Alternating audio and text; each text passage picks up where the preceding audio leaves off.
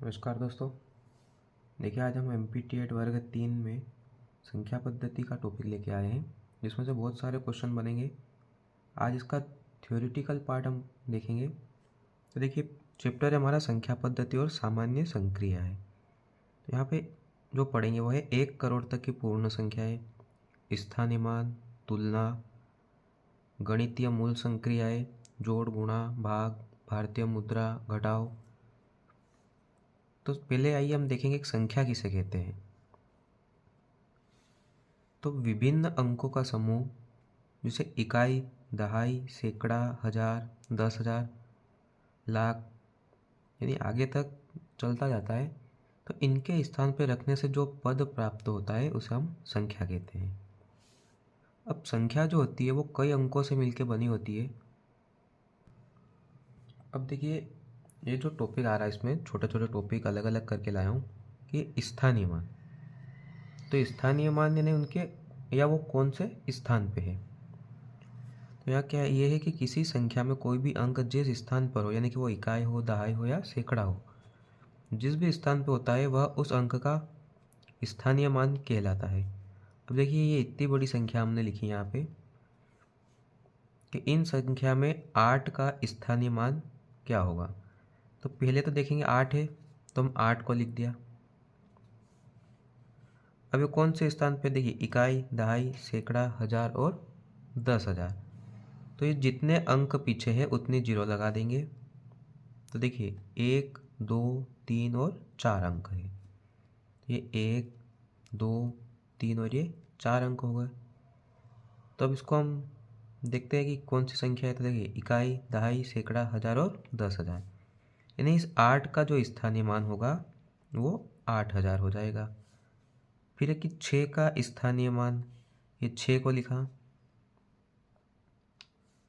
अब 6 का जो स्थान है वो इकाई का ही है, तो 6 का स्थानीय मान 6 हो जाएगा। अब इसमें देखिए 2 6 है, अगर इस वाले 6 का स्थानीय मान निकालेंगे तो ये 6 लिखा। अब इसके पीछे जितने अंक है उतनी शून्य लगाएंगे, तो 1, 2, 3, 4, 5, 6। 1, 2, 3, 4, 5, 6। इकाई, दहाई, सैकड़ा, हजार, 10,000, लाख और 10 लाख, यानी कि 60 लाख इसका स्थानीय मान हो जाएगा। ये जो दो दो रिपीट नंबर आ रहे हैं, क्वेश्चन एग्जाम में ऐसे रिपीट नहीं देगा वो। अब ये 5 का स्थानीय मान, तो हम ये वाला 5 ले लेंगे, तो ये 5 और एक अंक है पीछे, तो ये 1 0। तो ये जो 5 का स्थानीय मान होगा वो होगा 50। अब दूसरा आता है जातीय मान या शुद्ध मान। तो किसी भी संख्या में किसी अंक का जातीय मान वही अंक होता है, यानी कि जिस अंक का जातीय मान पूछा जाता है उसका जातीय मान वही होगा। जैसे यहाँ 8 का जातीय मान, तो 8 का जो जातीय मान होगा वो 8 ही होगा। फिर 9 का जातीय मान, तो 9 का जातीय मान 9। 6 का जातीय मान 6। तो ये दो क्वेश्चन बनते हैं, स्थानीय मान बताओ और एक जातीय मान वाला। अब अगला आगे देखेंगे संख्या के प्रकार। दोस्तों वीडियो को बिल्कुल भी स्किप ना करें। तो ये अगला है संख्या के प्रकार। अब देखिए, पहला आता है प्राकृत संख्या। तो ऐसी संख्याएं जो 1 से शुरू होकर अनंत तक जाती है, यानी कि जिन संख्याओं से गिनती की जाती है वो प्राकृत संख्या कहलाती है, और इनको हम n से प्रदर्शित करते हैं, नेचुरल नंबर। अब प्राकृत संख्या जो होती है उसमें जीरो नहीं आता है, यानी हम जहाँ गिनती शुरू करते हैं जैसे 1, 2, 3 और 4, और आगे जाके ये अनंत तक जाती है। अब दूसरी आती है इसमें पूर्ण संख्याएं, यानी कि दोस्तों जब प्राकृत संख्याओं में हम जीरो को मिला देते हैं तो वो पूर्ण संख्या बन जाती है। देखिए, जीरो तथा सभी प्राकृत संख्याओं का समूह पूर्ण संख्या कहलाती है। यानी अब प्राकृत संख्या 1 से शुरू होती है, अगर इसमें हम आगे जीरो मिला दें तो वह संख्याएं पूर्ण संख्याएं बन जाएगी। इसको हम W से प्रदर्शित करेंगे, पूर्ण संख्याओं को W से। तीसरा है पूर्णांक संख्याएं। तो वे सभी पूर्ण संख्याएं जिनको धनात्मक और ऋणात्मक मानों से हम दर्शाते हैं। तो ये ऋणात्मक जो है वो अनंत से ऋणात्मक की ओर जाती है, और इधर धनात्मक तक। यानी कि सीधी शब्दों में हम ये कह सकेंगे कि जो धनात्मक और ऋणात्मक संख्याएं होती है वे सभी पूर्णांक संख्याएं कहलाएगी। अगली है भाज्य, यौगिक या संयुक्त संख्याएं। तो वह संख्याएं जो एक और स्वयं के अलावा भी किसी और संख्या का भी भाग जाए, यानी कि ऐसी संख्याएं जिसमें एक और उस संख्या खुद के अलावा किसी और संख्या का भी भाग जाता है, तो वह भाज्य कहलाती है। जैसे 4 है, तो 4 में हम 1 से भाग दे सकते हैं, 2 से भी दे सकते हैं और 4 स्वयं से भी भाग दे सकेंगे। तो ये जो ऐसी संख्याएं होती है ये भाज्य संख्याएं कहलाएगी। अभाज्य संख्याएं, तो ऐसी संख्याएं जिनमें केवल एक और स्वयं का ही भाग जाए, जिसको हम तोड़ नहीं सकते, यानी कि जिसके हम गुणनखंड नहीं कर सकते हैं, तो अभाज्य संख्या कहलाती है। जैसे ये 2 हो गई, 3 हो गई, 5 है, 7 है, ये सभी अभाज्य संख्या है, क्योंकि इनमें हम एक और स्वयं इसी संख्या के अलावा किसी और से भाग नहीं दे सकते। अगली संख्या है हमारी असहभाज्य संख्या है। जब दो प्राकृत संख्याओं का महत्तम समापवर्तक 1 हो तो वे दोनों संख्याएं असहभाज्य संख्याएं कहलाती है। जैसे 2 और 5। अब 2 और 5 का जब हम HCF यानी कि महत्तम समापवर्तक लेंगे, कितना आएगा? 1 आएगा। तो इस प्रकार की जो दो दो संख्याएं होती है, यानी जोड़े बनते हैं इनके, तो ये इनका HCF 1 आएगा, तो वह असहभाज्य संख्याएं हो जाएगी। अगली है वास्तविक संख्याएं। तो जब परिमेय संख्या और अपरिमेय संख्याओं का योग है, यानी कि परिमेय और अपरिमेय दोनों संख्याएं मिलके जो तीसरी संख्या बनाते हैं, उसको हम वास्तविक संख्याएं कहते हैं। अब इसमें परिमेय और अपरिमेय क्या होता है, मैं आपको आगे इसकी डिटेल बताऊंगा। देखिए, इसके बाद है हमारे पास अवास्तविक संख्याएं। तो जो संख्याएं वास्तविक न होकर केवल कल्पना मात्र तक होती है, जिसकी हम केवल कल्पना कर सकते हैं, वे सभी अवास्तविक संख्याएं कहलाती है। जैसे ये करनी में -4, ये करनी में -16, तो ऋणात्मक वाली संख्याओं का कोई वर्गमूल नहीं होता है, इनकी केवल हम एक कल्पना कर सकते हैं, इसलिए ये जो संख्या है ये अवास्तविक संख्याएं कहलाएगी। उसके बाद आइए परिमेय संख्याएं। तो ऐसी संख्याएं जो एक पूर्णांक में दूसरे पूर्णांक का भाग देने पर बनी होती है, अर्थात जिसको हम P/Q के रूप में लिख सकते हैं, जहाँ पे Q बराबर नहीं है 0, यानी कि जो हर का स्थान होता है ऊपर वाले, जैसे मान लो ये भिन्न दी हुई है, तो ऊपर वाले को हम अंश, नीचे वाले को हर कहते हैं। तो हर के स्थान पे 0 नहीं आएगा। अगर 0 आ गया हर के स्थान पे तो वो परिमेय संख्या नहीं होगी, यानी कि 0 को छोड़ के हर में कोई सा भी पूर्णांक लो, सभी क्या होगी? परिमेय संख्या है। जैसे 1 है तो इसके बटे में हम 1 लिख सकते हैं, 2 है इसके बटे में 1 लिख सकते हैं, फिर 4/3, 5/3।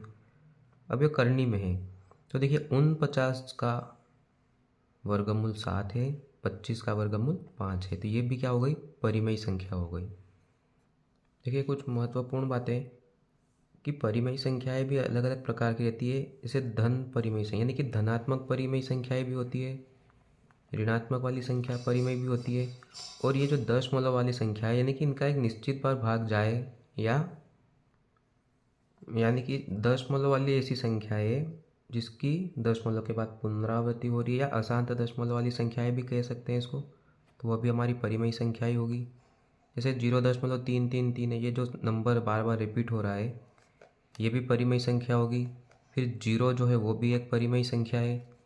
और इधर कुछ बातें और है कि प्रत्येक भिन्न जो है वो परिमेय संख्या होगी, प्रत्येक वर्ग भी परिमेय संख्या होगा, सभी प्राकृत संख्याएं, पूर्ण संख्या, पूर्णांक, जितनी भी संख्या है ये सभी परिमेय संख्याएं। दो परिमेय संख्याएं या दो परिमेय संख्याओं के बीच में अनंत परिमेय संख्याएं होती है। अब देखिए, दो परिमेय संख्याओं का गुणा करेंगे या फिर योग, यानी कि दो परिमेय का गुणनफल और योगफल हमेशा क्या आएगा? एक परिमेय संख्या आएगा। इसके बाद अगली संख्या है अपरिमेय संख्या है। वीडियो को दोस्तों बिल्कुल भी स्किप ना करें, एंड तक देखिए। अब देखिए, अपरिमेय संख्या क्या होती है कि जिसको हम P/Q के रूप में नहीं लिख सकते हैं, अपरिमेय संख्याएं कहलाती है। अब अपरिमेय संख्याएं जो है वो दो प्रकार की होती है। एक बीजीय अपरिमेय संख्या है, जैसे मान लो ये पाई है। दूसरा है संख्यात्मक अपरिमेय संख्या है, ये करनी 2, यानी कि जो वह संख्या है जो किसी का वर्गमूल नहीं हो सकती है, वो सभी अपरिमेय संख्याएं हो जाएगी। अब देखिए, इससे रिलेटेड भी कुछ क्वेश्चन आता है। मैं जो ये बिंदु लाया हूँ, ये पिछली बार एग्जामों में आए थे। तो एक परिमेय और एक अपरिमेय संख्याओं का गुणनफल या योग हमेशा दोस्तों अपरिमेय संख्याएं होगा। अब इसके बाद अगली संख्या हमारी है पूर्ववर्ती संख्या। अब पूर्ववर्ती संख्या यानी नाम में ही है कि पूर्व यानी पहले का, यानी कि कोई संख्या दे तो उसमें हमें एक को घटाना है या उसके एक आगे वाली संख्या, जैसे 293, तो इसकी पूर्ववर्ती संख्या होगी 292, यानी एक को कम कर दिया। इसी का उल्टा है कि अनुवर्ती संख्या है, यानी कि जो जिस संख्या की या जिस संख्या का अनुवर्ती संख्या निकालना हो उसमें एक प्लस कर देंगे या उसके ठीक एक बाद की संख्या है, तो इसके बाद आएगी 293। जैसे 5 है तो 5 का पूर्ववर्ती हो जाएगा 4। अब अनुवर्ती में 3 की अनुवर्ती हो जाएगी 4। इसी प्रकार आखिरी है हमारी कि परिपूर्ण संख्या है। तो परिपूर्ण संख्या क्या होती है? वह पूर्णांक जो अपने सभी गुणनखंडों के योग के बराबर हो, परिपूर्ण संख्याएं कहलाती है। यानी कि कहने का तात्पर्य है कि जैसे कोई संख्या है 28 को लिया जैसे यहाँ पे, तो इसके जितने भी प्रकार से हम गुणनखंड निकाल सकते हैं, जैसे ये निकाला 14 गुणित 2, 7 गुणित 4 और 1 गुणित 28, तो इनके जो गुणनखंड है इन सभी का योग भी कितना होगा? 28। लेकिन जो संख्याएँ हैं, जो संख्या ली है, अगर वही गुणनखंड में हो तो उसको छोड़ के जो दूसरे गुणनखंड है उसको हम लेंगे, 28 को नहीं लेंगे। यहाँ लिखा है मैंने कि गुणनखंडों में स्वयं वह संख्या शामिल नहीं होती है। अब इसके अलावा ही दोस्तों दो संख्याएं और होती है जो आप सभी जानते होंगे। एक होता है सम संख्या और एक होती है विषम संख्या। यानी जिस संख्या में 2 से पूरा पूरा भाग चला जाता है वो सभी सम संख्या होती है, जैसे 0, 2, 4। और विषम संख्या वह होती है जिसमें 2 से भाग नहीं जाता, यानी 1, 3, 5 आगे ये चलता जाता है एक एक के अंतर में। अब इन दो में से भी क्वेश्चन आते हैं कि गुणे का तत्समक। तो देखिए गुणे का तत्समक क्या होता है कि ऐसी संख्या में जो दी जाती है उसमें एक ऐसी संख्या का गुणा किया जाता है जिससे उसके गुणनफल में कोई परिवर्तन ना हो। तो मान लो कोई संख्या हमें दे दी 246, अब इसका गुणा तत्समक निकालना है, तो ऐसी कौन सी संख्या है जिसमें इसका गुणा करेंगे तो कोई परिवर्तन नहीं आता है? तो 1 का गुणा करने पे इसके गुणनफल में कोई भी परिवर्तन नहीं आता है, यानी गुणे का जो तत्समक है वो 1 होता है, हमेशा 1 होता है। फिर अगला है योग का तत्समक।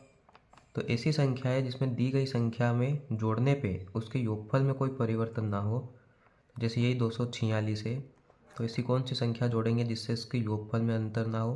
तो देखिए 246 में हम 0 को जोड़ेंगे तो 246 ही आएगा, तो योग का तत्समक होता है 0। अब और कुछ बिंदु है, इन बिंदुओं में से बहुत बार क्वेश्चन पूछे गए हैं। तो देखिए पहला कि सबसे छोटी अभाज्य संख्या जो है वो 2 होती है और यही एकमात्र सम संख्या है जो अभाज्य है। यानी कि क्वेश्चन बन सकता है कि सबसे छोटी अभाज्य संख्या कौन सी है जो सम संख्या है, तो 2 आएगा। 3 जो है वो सबसे छोटी विषम अभाज्य संख्या है, सम में पूछे तो 2 और विषम में पूछे तो 3, और एक ऐसी मात्र सम संख्या केवल 2 ही है। फिर ये 4 सबसे छोटी भाज्य संख्या है जो कि सम भी है। ये 2 बिंदु अभाज्य के हो गए। अब ये एक है भाज्य, यानी कि सबसे छोटी भाज्य संख्या है 4 है और ये भी क्या है? सम है। और सबसे छोटी विषम भाज्य संख्या है 9। अब यहाँ है कि 5 से बड़ी किसी भी अभाज्य को अगर 6 से भाग देते हैं तो हमेशा शेषफल 1 या फिर 5 बचेगा। यानी 5 से बड़ी किसी भी अभाज्य को 6 से भाग देने पर से केवल शेषफल कितना बचेगा? 1 या 5। फिर है कि 5 या 5 से बड़ी अभाज्य संख्या के वर्ग को 12 से भाग देने पे शेषफल हमेशा 1 होगा। यानी 5 या 5 से बड़ी कोई सी भी अभाज्य संख्या का वर्ग करेंगे तो 12 से अगर उसमें भाग देंगे तो शेषफल हमेशा 1 होगा। अब यहाँ पे देखते हैं कि 1 से 25 तक कुल कितनी अभाज्य संख्याएं हैं? तो 9 संख्याएं हैं 1 से 25 तक। 1 से 50 तक 15 है। 1 से 75 तक 21 अभाज्य संख्याएं हैं। 1 से 100 तक 25 है। 1 से 125 तक 30 अभाज्य संख्याएं हैं और 1 से 150 तक 35 अभाज्य संख्याएं हैं। 1 से 175 तक 40 है और 1 से 200 तक 46 है। ये मैंने आपके लिए इसमें चार्ट के जैसे बना दिया, क्योंकि एग्ज़ाम में पूछा जाता है कि 1 से 100 तक कुल कितनी अभाज्य संख्याएं होती है? तो 25 होती है। 1 से 125 तक तो 30 होती है। आप इसको 1-2 बार पढ़ोगे तो आपको रिवाइज हो जाएगा। अब आपके मन में एक बात आती है कि सर 1 का तो कहीं पर भी नाम ही नहीं लिया गया कि यह अभाज्य है, सभाज्य है या क्या है। तो मैं आपको बता दूं कि जो एक है, यानी जो एक है वो न तो भाज्य संख्या है और ना ही अभाज्य संख्या है। यानी क्वेश्चन में अगर पूछ ले कि एक कौन सी संख्या है तो न तो भाज्य होगी और न अभाज्य होगी। धन्यवाद दोस्तों, मिलते हैं कल इसी के अगले पार्ट के साथ। वीडियो अच्छी लगी हो तो ज़्यादा से ज़्यादा लाइक और शेयर कीजिए, सब्सक्राइब कीजिए। धन्यवाद।